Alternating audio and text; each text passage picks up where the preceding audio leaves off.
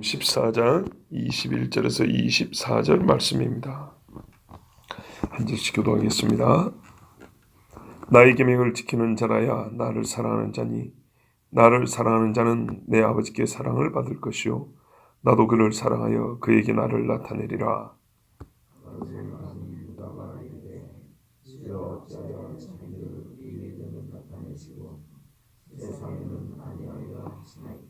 예수께서 대답하여 이르시되 사람이 나를 사랑하면 내 말을 지키리니 내 아버지께서 그를 사랑하실 것이요 우리가 그에게 가서 거처를 그와 함께 하리라.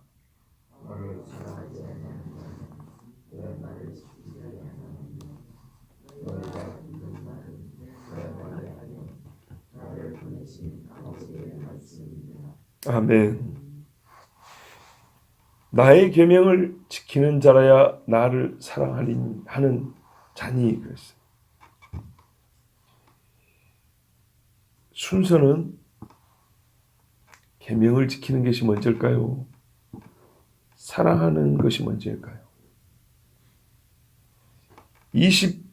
3절에 보면 예수께서 대답하여 이르시되 사람이 나를 사랑하면 내 말을 지키리니 그랬습니다.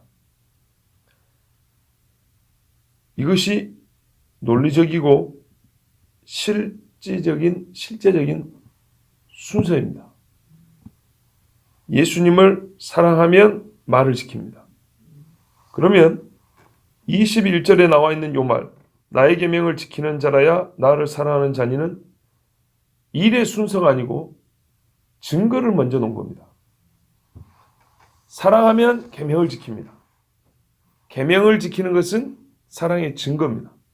증거를 앞에 놓고 얘기한 것입니다.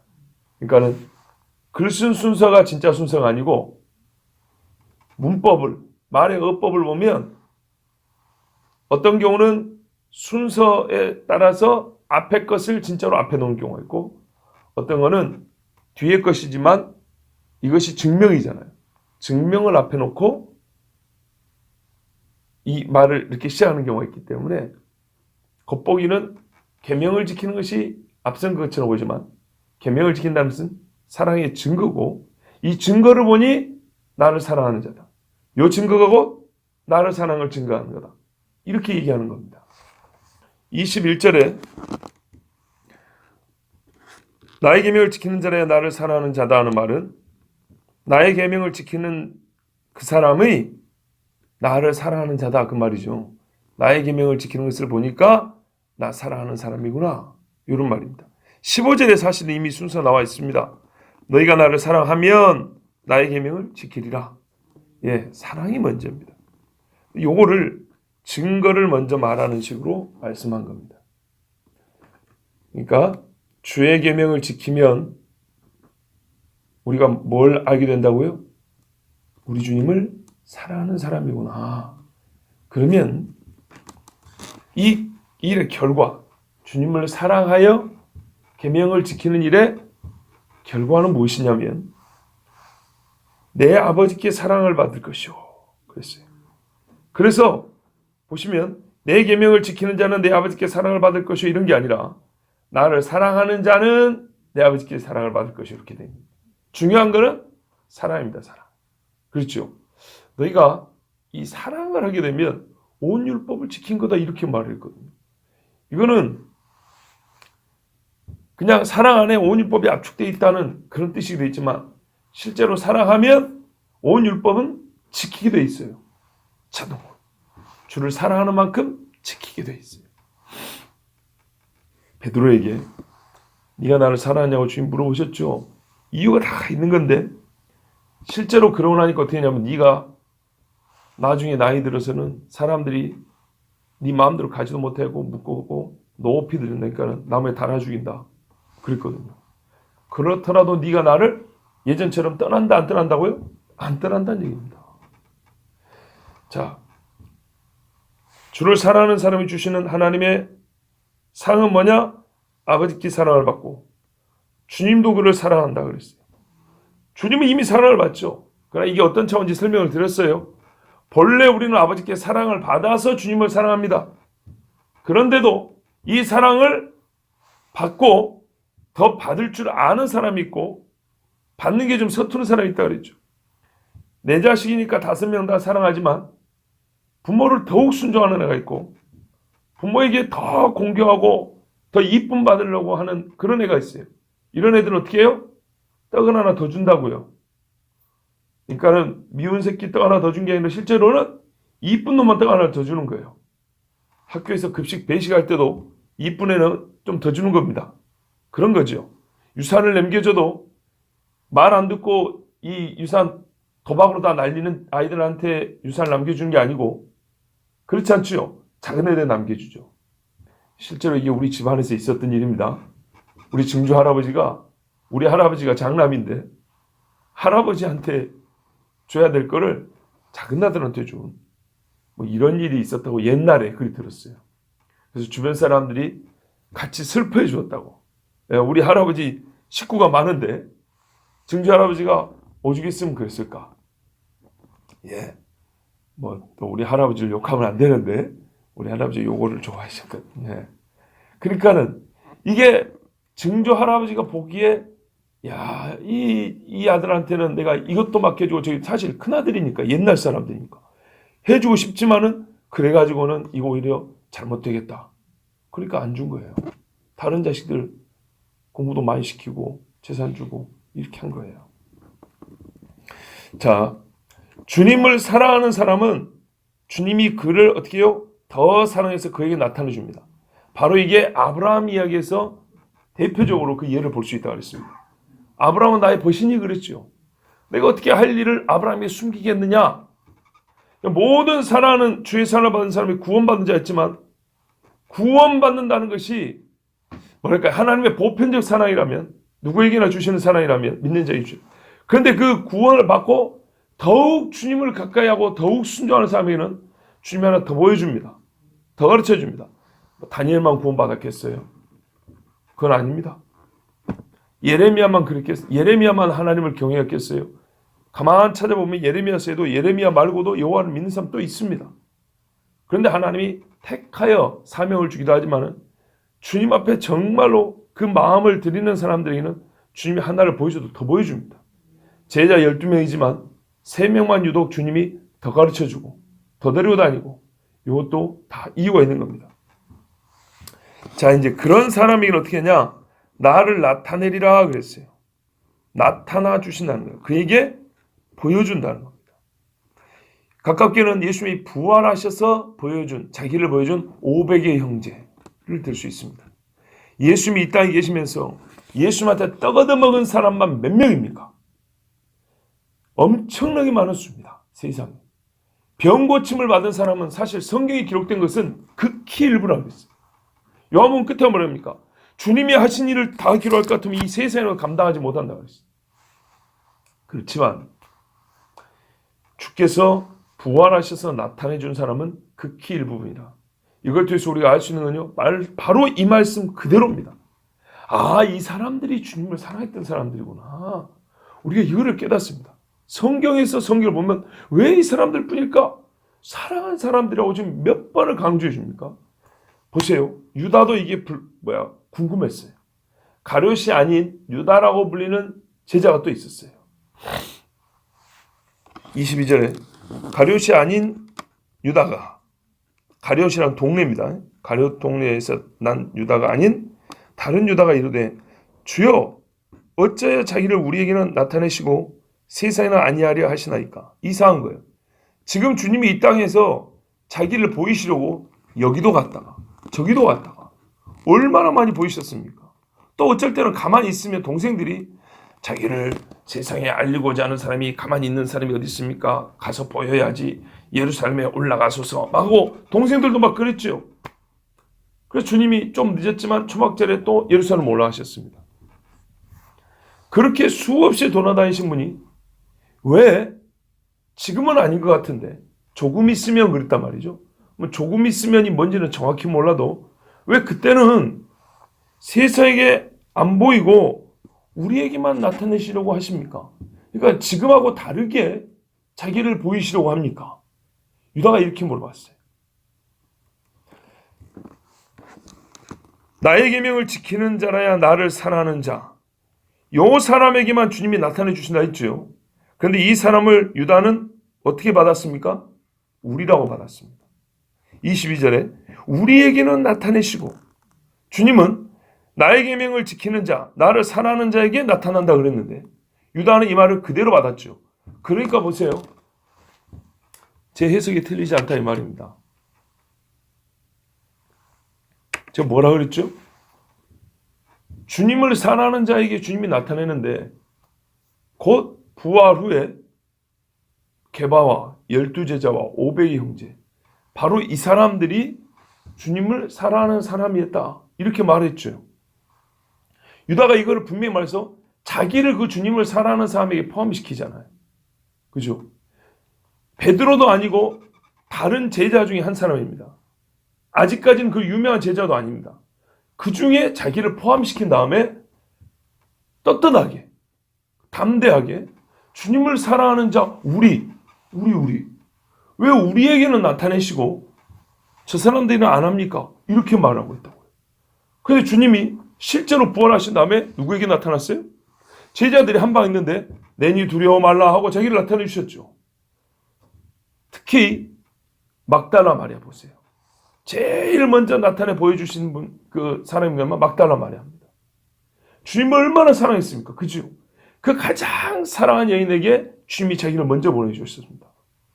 그러니까는요, 바로 예수님이 부활 후에 만나주신 사람들, 예수님이 자기를 나타내 주신 사람들이 바로 주님을 사랑했던 사람들이고, 벌써 그날이 오기도 전에 사실은 며칠 후면은 예수님을 버리고 도망칠 그 제자들인데, 며칠 후가 아니라 이날 밤이죠. 그런데 유다는 자기를 가리켜 주님을 사랑하는 자라고 그렇게 자기를 지칭해 불렀습니다. 우리라고. 그런데 우리와 다른 자가 누구냐면 세상입니다. 세상에는 아니하리 하시나이까. 세상은 예수님을 사랑하지 않는다고 유다도 알고 있습니다. 그런데 이 세상은 사실 17절에 보면 뭐라고 되어 있죠? 진리의 영을 받지 못하는데 진리의 영 성령을 알지도 못하고 보지도 못한다 그랬어요. 또 19절에 세상은 나를 보지 못한다 이렇게 말을 했죠. 그러니까는 지금 19절하고 21절 말씀을 받아가지고 이 유다가 한 말이에요.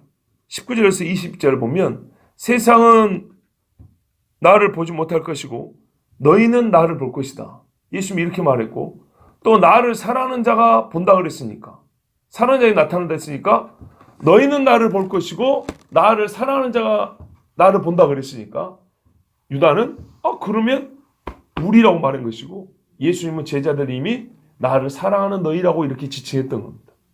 그런데 이제 궁금한 게 이거죠. 유다 입장에서 전에는 그럼 왜 안 사랑하는데도 죽이려고 하는데도 세상에는 보였냐 이 말이죠. 근데 왜 조금 있으면 그때는 세상에는 안 보여주십니까? 우리 주님이 뭐라고 대답했을까요? 대답을 안 주셨어요. 읽어보세요. 대답이 있는가? 22절에 있네요. 예수께서 대답하여 이르시되, 그렇죠. 제가 말씀드린 말은 그 이유는 말이지 하고 이렇게 대답을 안 했다고요. 사실 예수님의 말씀을 보면 하던 말 계속 하는 겁니다. 그냥 보세요. 사람이 나를 사랑하면 내 말을 지키리니 내 아버지께서 그를 사랑하실 것이요 우리가 그에게 가서 거처를 그와 함께 하리라. 여러분, 이게 대답처럼 보입니까? 아니죠. 그런데 이게 이제 깊이 보면 대답인데요. 말의 말의 자연스러움을 보면 예수님이 하시던 말씀을 계속 이어나간 거예요. 그러니까는 안 끼어들고 가만히 있었으면 예수님의 말씀을 통해서 그 다음 이야기를 듣고 이 말씀이 이어지는 또 다른 그 계시의 깊은 것들을 깨닫게 될 것이며, 동시에 왜 세상은 주님을 보지 못하는지를 듣게 될 것인데, 급해가지고 유다가 한번 쑥 끼어들어서 물어봤어요. 자, 예수님이 앞에 하시던 말씀을 반복하였는데 순서만 바꿨습니다. 23절 보세요. 사람이 나를 사랑하면 내 말을 지키리니, 이것은 15절 말씀만 그대로고 21절에 말의 순서를 바꿨다 그랬죠. 근데 본래 이게 원래 순서입니다. 본래 이게 원래 순서입니다. 나를 사랑하면 내 말을 지키리니 내 아버지께서 그를 사랑하실 것이요. 이거 21절하고 똑같잖아요. 그죠? 제가 너무 말을 어렵게 한가요? 쉬운 이야기입니다. 다시 보세요. 사람이 나를 사랑하면 내 말을 지켜요. 그래서 아버지가 그를 사랑해줘요. 이게 순서입니다. 근데 21절은 내 계명을 지키는 자, 그 사람이 나를 사랑하는 자야. 그래서 아버지가 그를 사랑해줘. 이렇게 해놓은 겁니다. 증거를 앞에 놓고 원인을 뒤에 놓은 겁니다. 23절은 말 그대로 원인을 앞에 놓은 겁니다. 나를 사랑하면 증거, 나의 계명을 지켜. 결과, 아버지가 그를 사랑해줘. 똑같은 말입니다. 똑같은 말. 그러니까 우리 주님이 이걸 대답이라고 지금 해주신 거예요. 똑같은 말을. 자, 그런데 이제 뒤에가 차이가 있어요. 내 아버지가 그를 사랑한다는 것까지는 결과가 똑같은데 우리가 그에게 가서 거처를 그와 함께하리라. 요겁니다.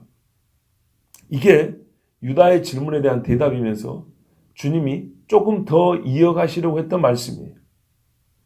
무슨 말인가? 잘 보세요. 아버지가 그를 사랑한다는 것까지는 똑같죠. 그런데요, 21절에는요. 그 다음에는 뭐가 있어요? 나도 그를 사랑하여 그에게 나를 나타내리라 했죠. 누가 나타나요? 내가. 그리스도가 나타나요. 그런데 23절을 보세요. 아버지가 그를 사랑한다는 것까지는 똑같아요. 말의 순서만 달랐지 똑같죠. 내용은 실상 똑같아요. 근데 결과가 이 끝에가 달라요. 우리가 그에게 가서 거처를 그와 함께하리라 그랬어요. 누가 가요? 우리가 누구예요? 아버지와 나. 아버지와 예수님. 보세요. 아버지가 사람이 나를 사랑하면 내 말을 지킬 것인데 그 사람에게는 아버지가 더 사랑을 해줘요. 그리고 우리가 그에게, 그가 누구예요? 그가 나를 사랑하는 사람이죠. 예수님을 사랑하는 그에게 간대요. 누가요? 다른 제자가? 천사가? 아니요. 우리가 예수님이 자기와 함께 또 누군가를 포함시켰죠. 바로 아버지와 내가 같이 그에게 가요. 그에게 가서 거처를 그와 함께 하리라. 이게 다른 겁니다. 이게 참 중요한 말씀인데 14장 시작할 때 우리 주님 뭐라고 했어요? 내가 아버지 집에 간다. 딴 데 가는 게 아니까 걱정하지 마라. 또 기뻐해야 된다. 왜? 아버지 집에 가서 너희가 머물 거처를 내가 예비하면 거기에 너희를 살게 하려고 내가 데리러 온다 그랬어요. 그렇죠. 이 이야기하는 겁니다. 아버지 집에 내가 가서 살 집을 그 거처를 예비해 가지고 너를 거기다 인도한다는 겁니다. 너를 거기다 인도하는데 어떤 식이냐면 너를 다 죽여가지고 하늘로 데려간 게 아니라 그 집을 가지고 내려와가지고 너희에게 그 거처에 머물게 한다는 그 방식을 지금 말해주는 겁니다. 성경이 그렇죠. 하늘에서 새 예루살렘을 내려왔다 그랬어요. 새 예루살렘이 내려와서 사람들이 그 성에 들어가 살아요. 그리고 그 성 안에 성전은 없더라. 아버지와 어린 양이 성전이더라. 아버지와 어린 양이 어디 있어요? 그 새 예루살렘 가운데 계신다고요. 그리고 우리를 그 새 예루살렘에 있는 거처로 들어오게 하신다고요. 우리가 그에게 가서 우리가 아버지와 아들이 그러니까 무슨 말이냐면 주의 재림 때 우리 눈앞에 보여지는 것은 육체를 입은 예수님인데 오시는 분은 아버지와 아들이 같이 온다는 말이에요. 뭐 가지고요? 성 가지고 예루살렘 성 가지고 맞습니까? 바로 이 이야기입니다. 근데 이것이 이제 우리가 이해하기 쉽게 말하면 재림은 한 번입니다. 그런데 이해를 돕기 위해서 1차 재림제, 2차 재림 나눌게요. 1차 재림이란 말은 우리 주님이 이 땅에 오셔가지고 우리를 휴거하게 가지고 잠시 공주에 있다가 이 땅에 있는 자들을 죽이고 1000년 동안 이 땅에서 다스린다 그랬죠. 그런데 그 다음에 1000년이 끝날 무렵에 마귀가 잠깐 노미를 받아서 이 세상을 아주 미혹하면 그 다음에 완전히 불로 다 심판하고 없앤 다음에 새하늘과 새 땅을 만들고 심판을 하고 영원히 갈라버린다 그랬죠. 그 후에 새 예루살렘이 내려온다 돼 있어요. 새 예루살렘은 그때 내려옵니다. 그러니까는 그때 아버지가, 그러니까 크게 보면 다 예수님의 제 이름으로 시작되는 일인데 엄밀하게 시간 순서로 보면 아버지의 그 집을 가지고 내려온 것은 가장 마지막입니다. 그때 이 땅에 새 예루살렘이 내려와서 우리가 그곳에 거하게 되는데 실제로 우리는 그 집을 아버지의 집으로 알고 들어가고 아버지가 그 집 가운데 계심으로 예수님은 아버지와 내가 나를 사랑하는 그에게 가서 그러니까 우리가 와서 그와 함께 거하리라 이렇게 말씀한 것이고 요한계시록은 그래서 뭐라 그래요? 새 예루살렘이 내려오고 그때는 다시는 죽은 것이나 우는 것이나 아픈 것이 있지 아니하리라 그 말이 있습니다. 천연왕국 때는 그렇지 않습니다. 왜요? 올해는 살지만 죽음이 있습니다. 올해는 살지만 아이가 태어나기도 하고요. 마지막에 전쟁도 있습니다. 그러니까 이것은 완전한 것이 아니라 그랬습니다. 자, 그래서 이 말씀이 중요한 것은 예수님이 왜 이 말씀을 더해 주려고 그러냐면 앞에서는 나를 나타내리라가 강조되어 있어요. 나를 나타내라. 근데 지금 이거는 이 뒷부분 무엇입니까? 우리가 그와 함께 한다가 강조가 되어 있어요. 나를 나타내고 또 우리가 그와 함께 한다. 요 두 가지가 예수님을 사랑하고 예수님의 계명을 지킨 자에게 최후에 주어질 상이에요. 요한계시록도 그렇지 않습니까? 뭐라 그럽니까? 각 교회에 주신 말씀 봐보세요. 이기는 자에게는 그 사랑을 지키는 자에게는 계명을 지키는 자에게는 예수 믿음과 하나님의 계명을 지킨 자들이니라.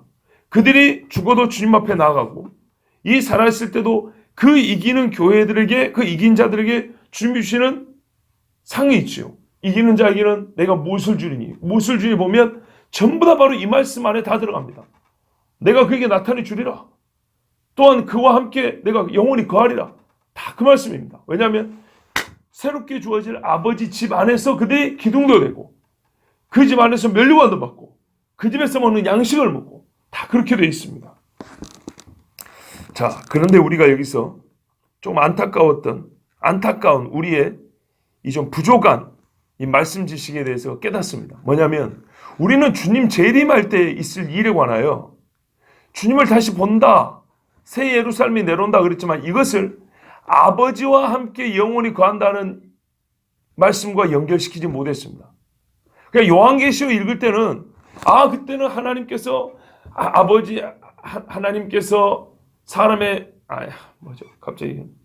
하나님의 장막에 사람들 지금 제가 말이 자꾸 안 나오는데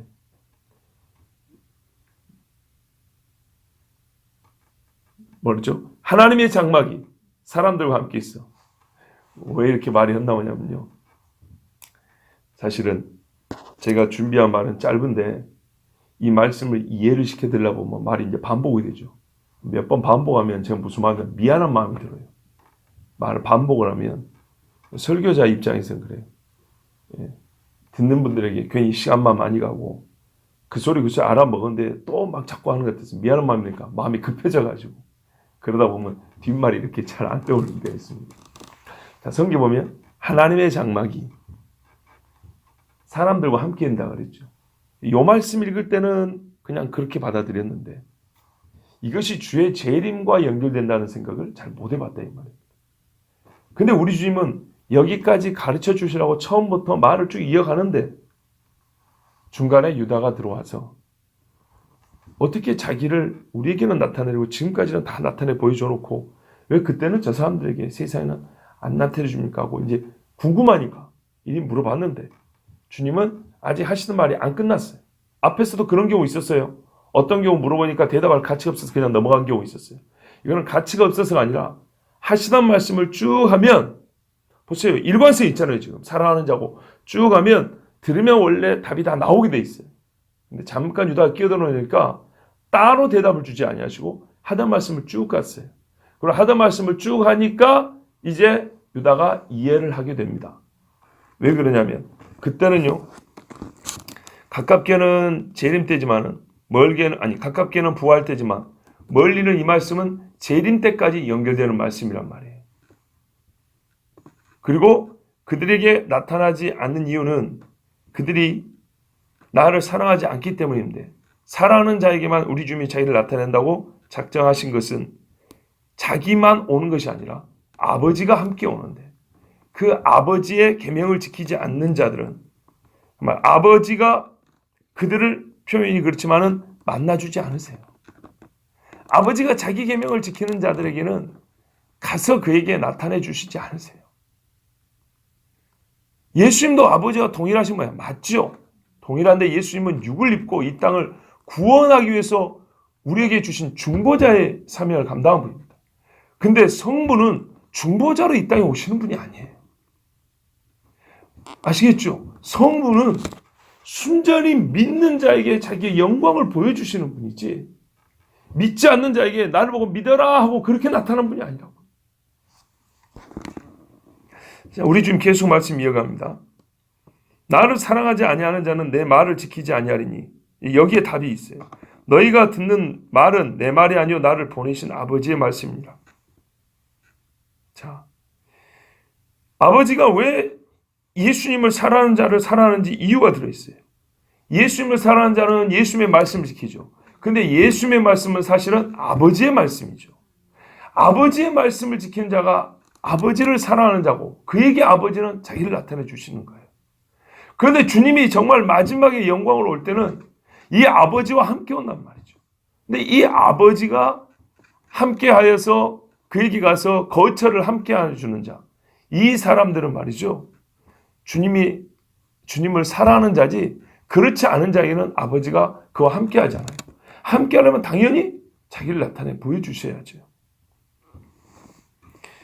자, 이 말씀을 통해서 우리는 다시 한번 예수님이 아버지와 동일한, 또 아버지의 종으로서 사역하셨음을 알 수 있습니다. 그리고 우리 주님은 끝까지 그 주장을 놓지 아니하시고 계속 하고 계심을 알 수 있습니다. 자, 우리가 말할 때 강조하는 바가 있고 반복하는 말들이 있습니다. 습관 때문에 그런 경우도 있고, 또 다른 대체할 말을 몰라서 그런 때도 있습니다. 그런데 그렇지 않고 반복하는 것은 생각이 거기에 사로잡혀 있기 때문입니다. 우리의 사상의 중심이고 어떤 우리가 갖고 있는 관점의 기원, 시작점이 거기에 있기 때문에 우리가 계속 같은 말을 반복하는 경우가 있습니다. 또는 상대의 유익을 위해서 이해할 때까지 반복하는 경우가 있습니다. 예수님의 습관 때문에 지금 내 말은 아버지 말이고 나는 아버지가 보낸 대로 한다, 이 말을 반복한 게 아닙니다. 습관이 아니라 이것이 실제로 예수님이 하신 일이었고, 이것보다 우리에게 유익이 되는 말씀은 없었기 때문입니다. 그래서 우리가 반복하시는데, 이 예수님의 말씀을 딱 두 마디로 요약을 하면 내가 오리라, 다시 만나자입니다. 그러니까 이 말씀을 반복하는 최종 목적은 두 마디인데, 내가 오리니 그때 다시 보자, 그 말입니다. 그래서 이 목적을 위해서 너희에게 내가 하라고 명령하는 게 뭐라면 나를 사랑하라, 이겁니다. 그러면 계명을 지키라는 뭐냐면, 아까 말씀드린 대로 계명은 나를 만날 조건이 아니라 나를 사랑한다는 증거다, 그 말입니다. 증거. 그래서 나를 사랑하지 아니하는 자는 내 말을 지키지 아니하나니. 이래서 그 사람은 사랑하는 자와 반대로, 이렇게 나를 사랑하지 아니하는 자는 내 말을 지키지 아니하나니, 그 사람은 사랑하는 자와 반대로 자기는 아버지의 말씀과 아무 상관이 없다는 것을 증명하는 겁니다. 예수님과도 상관이 없다는 것을 증명하는 겁니다. 예, 제가 생각보다 이 말씀 전하기가 어렵습니다. 준비는 다른 말씀 준비할 때보다 어렵지 않았는데, 이 전하는 게 굉장히 오늘따라 어렵습니다. 요약해서 정리해드리겠습니다. 다시 한번. 이미 다 아시는 공적으로 증명되고 확립된 원리가 있습니다. 우리 주님께서 반복하셨는데, 나를 사랑하는 자는 내 계명을 지킨다. 그리고 그 사랑하는 자에게는 내가 모든 사람에게 주는 구원의 은혜로서 나를 나타내 보여주는 그거 말고 진짜 이제는 구원받은 그 사람들에게만 나를 나타내. 왜냐하면 이것은요, 구원 받으라고 보여준 게 아니라 구원의 완성으로서 그에게 나타내 주시는 거기 때문입니다. 아시겠죠? 구원의 근거로서 자기를 나타내 주시는 거는 지금 육체를 입고 오셔가지고 공생애를 사시는 거고, 그 근거인 예수님을 받아들인 자에게 나중에 나타내는 것은 너희가 그 구원을 이제 다 이루었다, 다 받았다고 주님을 보여주시는 겁니다. 무슨 말인지 아시죠? 성취와 완성이다 그 말입니다. 구원의 완성 때에 예수님이 자기를 나타내 보여주는 겁니다. 그래서 이것이 가깝게는 부활한 주님을 보는 자지만 멀리는 재림 때라고 그랬습니다. 부활한 주님을 보는 정도의 믿음을 가지고 있었던, 진짜 주님을 사랑했던 자들이 마지막 때도 제자들처럼 주님을 만나는 겁니다. 아시겠죠? 이때의 나타냄은 나를 보고 믿으라고 나타낸 때와 달리, 내가 나를 보고 믿으라고 너에게 나타났는데 너희가 그걸 믿었어. 그리고 그 믿은 실체만 봐라, 죽은 내가 살아났지, 바로 너희가 이렇게 되는 거야 라고 주님이 그 증명으로 자기를 나타내 주는 겁니다. 그러면 이것이 가깝게는 부활 때지만은 조금 시간이 지나면 재림 때라 그랬죠. 모든 믿는 자가, 보지 않고 주님을 믿고 살아했던 모든 믿는 자에게 공의 주님이 자기를 나타내 보여주실 때, 그때 어떻게 해요? 우리가 할렐루야 하는 이유는 내 믿음이 맞구나, 나를 구원하신다는 우리 주님 그 약속 맞구나라는 확증을 얻는 그때입니다. 부활 때 주님을 만나서 증거를 얻은 것처럼. 그때, 근데 주님은 차이가 있는데, 그때는 무슨 차이냐면 부활한 후에는 나를 봐라 이러고 말았는데, 재림 때는 성경이 말했어요. 먼저 죽었던 성도들과 1만 천사들과 이렇게 나타난다 그랬죠. 그리고 더하여 성부께서 친히 강림하셔서 그 주님을 사랑했던 자들과 동거하신다는 겁니다. 이것이 차이가 나는 것이고, 이것이 사실은 주님이 자기를 나타내 준다는 말씀의 최후에, 우리 최후까지 우리를 보여줬던 계시의 내용이었습니다. 그러니까 세상은 주님을 보지 못한다는 의미는 바로 여기까지 들으면 이해가 된다는 얘기입니다. 우리가 이 하나님의 강림이라는 말을 이상하게 들으면 안 되는 것이, 성령을 보혜사로 불렀다는 것. 보세요. 삼위일체 하나님, 삼위일체 이 교리를 단순 지식이 아니라 예수님이 친히 설명해 주는데 뭐냐면 또 다른 보혜사라고 이렇게 말했단 말이죠. 보혜사의 직무를 성자와 성령이 함께 했다는 겁니다. 그리고 성자가 이 땅에 계시고 올라가시는데 성령을 보내주는데 뭐냐면 내가 너희와 함께 한다 그랬습니다. 말하면 무슨 말이냐면 땅으로 강림하신 순서가 성자가 강림하고 성령이 강림하고 성부가 강림하는 이런 순서입니다. 물론 옛적에도 성신이 역사하여 사람들에게 강한 능력을 주기도 했지만 그것은 잠시 그들에게 사역을 위해서, 사명을 위해서 역사하신 것이고, 지금같이 예수님이 가시면서 예수님이 이 땅에 사는 사람들과 먹고 마시며 함께 거하였던 것처럼 우리와 영원히 함께하는 영으로서 성신, 성령은 오순절 때 오신 겁니다. 그러니까 성경은 우리에게 이렇게 말해주는 거예요. 삼위일체 하나님이 각각의 고유의 직무의 영역이 구별되어 있긴 하지만은 분명한 것은 우리 구원의 시작과 완성까지 삼위일체 하나님이 어떻게 똑같이 일을 하셨는데, 그 일을 어떻게 하냐? 저 위에서 그냥 말로만 한 게 아니라 실제로 이 땅에 우리와 함께 하심으로 우리의 구원의 최종 단계까지 역사하시고 그 사역을 행해 주셨다는 겁니다. 그리고 한 가지 남은 것이 있는데, 그것은 아버지가 친히 오셔서 구원 얻은 자들과, 그래 너희가 구원 받았다고 내가 받아들여 주리라, 내가 너희와 함께 하리라고 최종 선고를 하시고 우리와 함께 하시는 것, 그때가 바로 우리가 진짜로 소망하는 주님 다시 오실 때입니다. 기도하겠습니다. 하나님 아버지 감사합니다. 우리에게